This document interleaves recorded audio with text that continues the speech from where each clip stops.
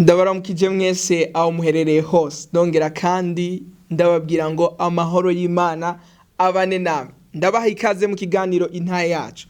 Ikiganiro kidasanzwe, ikiganiro aho twiga ukuri maze kukaduha ukwidegemvya, nk'uko ijambo ry'Imana rivuga ngo muzomenya ukuri maze ukuri kubahe ukwidegemvya.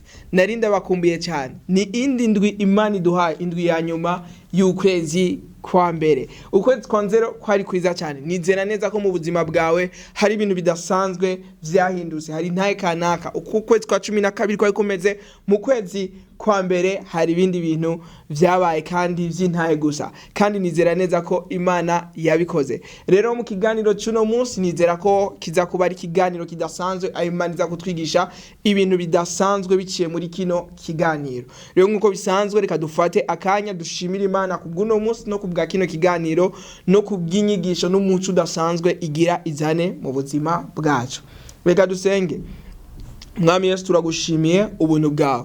Turagushimiye Mwami kudukunda kandi utwitayeho. Turagushimiye kuduhaye akaryo kadasanzwe kugira ngo dushobore kwiga kw'ijambo ryawe. Turagushimiye ko uduha umuco kandi bidasanzwe biza gukoreka mu buzima bwacu, intahe ziza kugaragara.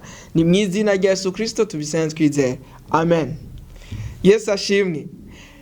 Kino kiganiro nkuko tumaze iminsi turiko turiga ibintu twokora, nibiki twokora kugira ngo mu buzima bwacu twamane ubuzima bw'intahe. Twaravuze ko intahe si ibintu ugenda uravuga ngo jewe bimeze uku, jene bimeze uku, oya, ariko intahe n'ubuzima ubamwo. Ata muntu ubibajije, ata muntu bibwiye yuko hari ubuzima kana kuri kurabamwo, aza akakubwira ati vy'ukuri wewe ibintu bimeze neza. Hari ubuzima bw'intahe umuntu ashobora kuba arimwo. Ni hari ufise amagara meza, ubajije si ibintu ugenda ubwira umuntu ati ndafise amagara meza, oya, ariko iyo intahe y'amagara meza iri kiragaragara muri wewe, ubuzima bw'amagara meza buko buragaragara muri wewe, abantu bose barashaka kubibona. Ni nkuko iyo amagara atameze neza uhuye n'umuntu akubwira ati bisa uboneka nk'ugwaye. Rero turiko turayavugana bimwe mu bintu twokora kugira ngo ubuzima bwacu twamane intahe iminsi yose, tuve mu bwiza tuja mu bundi nk'uko ijambo ry'Imana rivuga.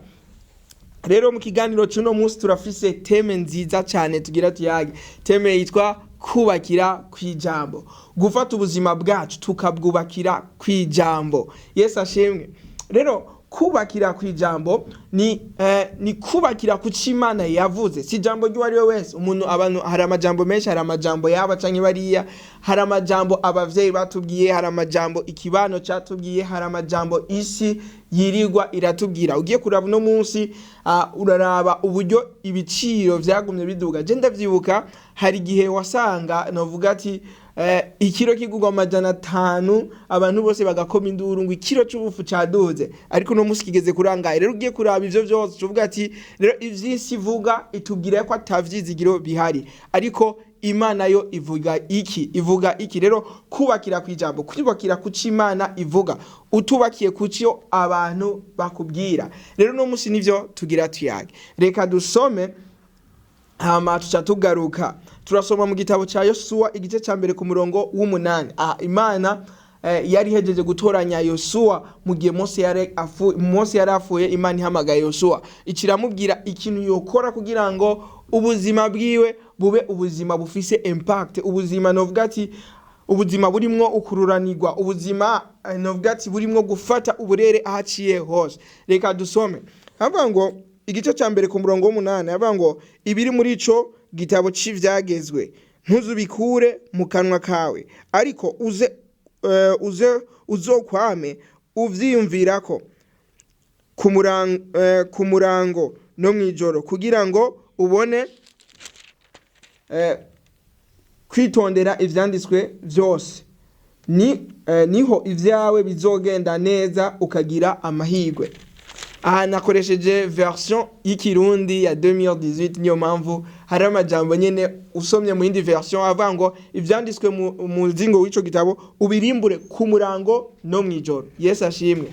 Ubirimbure ku murango no mwijoro. Haleluya.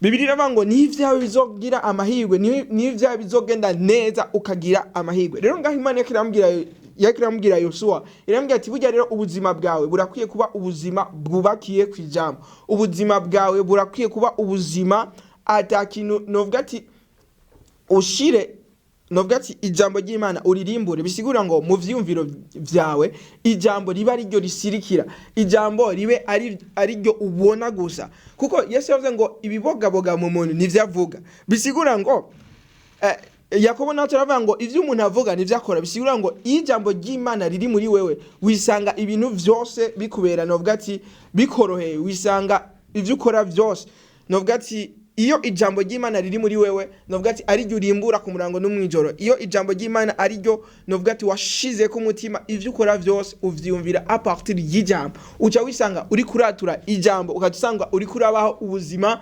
bw'ijambo. Tuzobaho mu buzima bw'ijambo, novuga ati tuzobaho ubuzima busa n'Imana yavuze mu gihe turiko novuga ati turimbura icyo ijambo ry'Imana rivuga. Ijambo ry'Imana ico rivuga igasanga nico kigendera mu buzima bwacu. Rero Bibiliya iratubwira ngo ivyanditswe mu muzingo w'ico gitabo ubirimbure ku murango no mwijoro. Rero kubakira ubuzima bwacu kwijambo no kubakira ku c'Imana yavuze.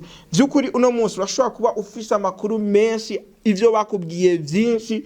Uno munsi hari amaversion menshi y'ibintu twita ukuri, mu gifaransa twokwita réalité, ariko si vérité. Vérité iva ku Mana, ukuri nyako kuva ku Mana, ic'Imana yavuze niko kuri. Abantu barashaka kuba barakubwira ngo ntacuzovamo, oya barakubesha, ariko Imana ivuga iki? Imana ivuga ngo urumuhizi w'inkomezi, ngo novuga ati urumuhizi w'inkomezi niki ijambo ry'Imana rivuga. None umuhizi w'inkomezi yoreka kugira icyo avamwe gute? Ufise urumuhizi w'inkomezi, abantu bashaka kuba barakubwira ati ntacu ushoboye, uri umunyantege, uri iki? Ivyo nivyo abantu bakubwiye ko urumuhizi w'inkomezi. Bibiri urashaka kuba urageza ahantu kira muntu wese novuga ati uravye ubuzima bwawe, ico ubuzima bukwereka cyangwa ivyo abantu bakubwira bakwereka yuko uri umukene inyuma y'abandi bakene bose, ariko ijambo ry'Imana rivuga ngo yigize umworo kugira ngo ducike abatunzi. Ico ni ijambo ry'Imana rivuga ngo uhoraho niwe mwungeri wanje, sinshobora gukena. Ushobora kuba urwaye, abaganga barakubwiye ati ngo ntibigikunda, ayo n'amakuru y'abaganga, simvuze ngo nitwemere ivyo abaganga bavuze, ariko turabibemerera hama tukaca twongera kandi tukizera ijambo ry'Imana rivuga, kuko abaganga bafise ibipimo vyabo, ariko kandi Imana nayo ifise ibipimo vyabo. Mu kiganiro giheruka twarabonye ko ijambo ry'Imana rivuga ngo ni Imana ibikora ibirema ndetse ikanabikomeza. Ashobora kuba barakubwiye ati ntibishoboka kuvyara kubera ko novuga ati igitereko cawe canke iki niki ntibigifunctiona neza canke ntibigikunda, ariko ni Imana ishobora kubishiraho, ni Imana ishobora gutuma vyose bikunda, ngo nibitariho ku bwacu irabirema. Rero nimba ugwaye, abaganga barakubwiye canke abantu barakubwiye hari ingwara tugwara, hari ingwara umuntu usanga yagwaye, abantu bakaca bamubwira ati iyo ngwara niyo yishe naka, niyo yishe naka. Urashobora kuba uri muri generation yakangaye mu muryango, ugasanga sokuru wa sokuru iyo ngwara niyo yamwishe, sokuru wawe niyo yamwishe, umuvyeyi wawe niyo yamwishe, ugasanga nawe urahigwaye, ukatangura kwiyumvira ati ngo nawe nizokwica. Ariko ijambo ry'Imana rivuga ngo sinzopfa nzobaho. Tangura watura iryo jambo uvuga ati sinzopfa nzobaho, nzogaragaza ishimwe ry'uhoraho. Mu mishishago ya Kristo twakiza ingwara zose.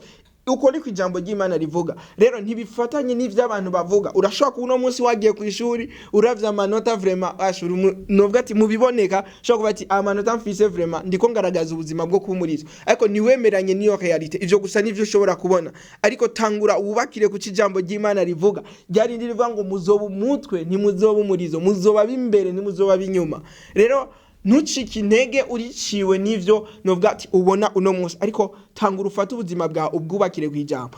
Ijambo ry'Imana rivuga ngo bimenyekane ko Imana ari umunyakuri, abantu arababesha. Imana niyo munyakuri, situation uhura nazo siko kuri, ariko Imana niyo munyakuri. Igihe uzofata ubuzima bwawe ubwubakire ku cijambo ry'Imana rivuga, uvuga ati jewe ndizera yuko Imana yavuze iki nyene nico nize, ndizera ko ntazokena. Impamvu nuko yigize umworo ngo ncike umutunzi, uhoraho niwe mwungeri wanje, ntaco nshobora gukena.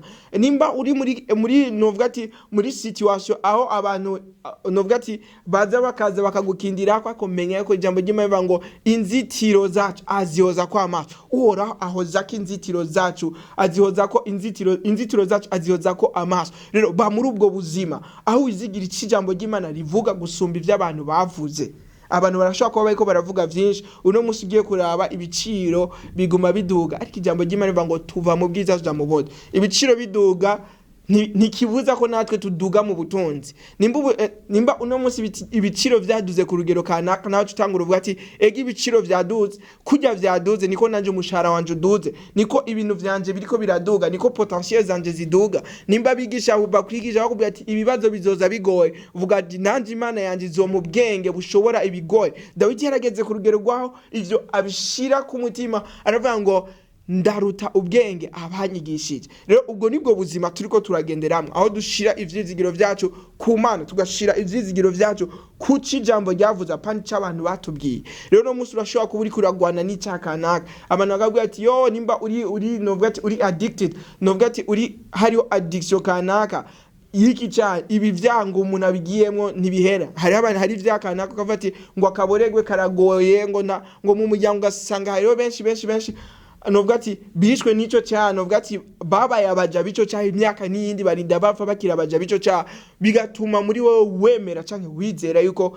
ivyo bintu bidahera muri famiye yawe. Ukazamva ngo muri famiye ngo twese ngo turarandaga twangwa ishavu, ngo muri famiye yacu ngo twese ngo baracikira. Ntuvyemere, fata iki jambo ry'Imana rivuga. Dawidi yavuze ngo nabitse ijambo ryawe mu mutima wanjye kugira ngo noye kugucumurako. Yarabize ati ninashira ijambo ryanjye ikaba base y'ubuzima bwanjye, bikaba ari byo nubakiye ubuzima bwanjye kw'ijambo ry'Imana kugira ngo noye gucumurako Imana yanjye. Rero no munsi ikintu gishobora gutuma ubaho ubuzima buri novuga ati bwejejwe ni kubakira ubuzima bwawe kw'ijambo. Ikintu kizo gutuma ubaho ubuzima burimwo amahoro ni kubakira ubuzima bwawe kw'ijambo. Ibintu vyose ukubakirako vyotemba, ariko ni ubakira ubuzima bwawe kw'ijambo uzoshikama. Imuyinga hari umuntu yari novuga ati bakubise inkorogoto ngo abarafuye. Ugiye kuraba inkorogoto ni ikintu vraiment ni ikintu udashobora gukubita umuntu hama kikamwica. Oye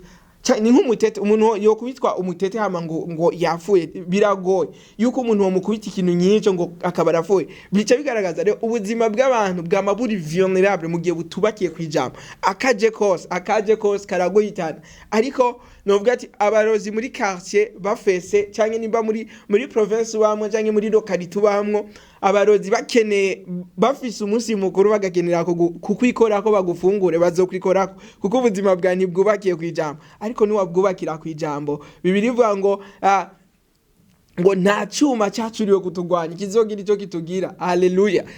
Rero twubakiye kw'ijambo tellement que nushatse kutwikora ko isanga Bibiri ivuga ngo duhishanijwe hamwe na Kristo mu Mana. Ijambo ry'Imana ritubwira ngo mpishanijwe hamwe na Kristo mu Mana. Waruzi yuko atakintu na kimwe gishobora kuntera mu Mana. Kugira ikintu kintere ndi mu Burundi gitegezwa ko gifise visa yo mu Burundi, gitegezwa ko gifise uburenganzira bwo kuba mu Burundi. Rero je ndi mu Mana, ingwara nta bubasha zifise zo kwinjira mu Mana, ubukene ntibwiye kwinjira mu Mana. Ikintu cyose ingorane yariyo yose novuga ukunanirwa ntigushobora kwinjira mu Mana, kuko mu Mana hariyo reisite yose. Rero nta kintu na kimwe gishobora kunsanga mu Mana. Bibiri ivuga ngo mpishijwe hamwe na Kristo mu Mana, kugira ngo ingwara zingire vulnerable zoba zifise visa yo kwinjira mu Mana, kugira zinsange zingirire novuga ati zimpaharize mu Mana. Sinoharizwa mu Mana ko ingwara deje ntizokwinjira mu Mana. Ivyo nivyo nizere. Rero fata guhera no munsi ubuzima bwawe ubwubakire kw'ijambo. Ubeho uvuga ati ndi umuntu agendera mu ijambo, mbayeho kubera ijambo. Ni ubakira ubuzima bwawe kw'ijambo, nta kibuza ubuzima bwawe buzotangura kuba ari ubuzima bw'inaye ku munsi kuko ijambo ry'Imana rivuga ngo abantu banje ntibazokongera kumaramara, niko ijambo ry'Imana ryavuze. Rero abantu b'Imana nabubakiye kw'ijambo ryayo. Rero nizegira neza ko twagiranye ibihe vyiza, kandi no munsi hari ikintu kanaka wacakiye ko ubuzima bwacu tubwubakiye kw'ijambo burakomera, nta kintu na kimwe gishobora kubunyiganyiza. Ariko tutabwubakiye kw'ijambo akaje kose karashobora kubunyiganyiza. Rero ndabashimiye uburyo fashe kano kanya muremera kubana natwe. Nongera kandi abatumirira mu kiganiro cy'ubutaha. Murakoze, ibihe ni vyiza cyane.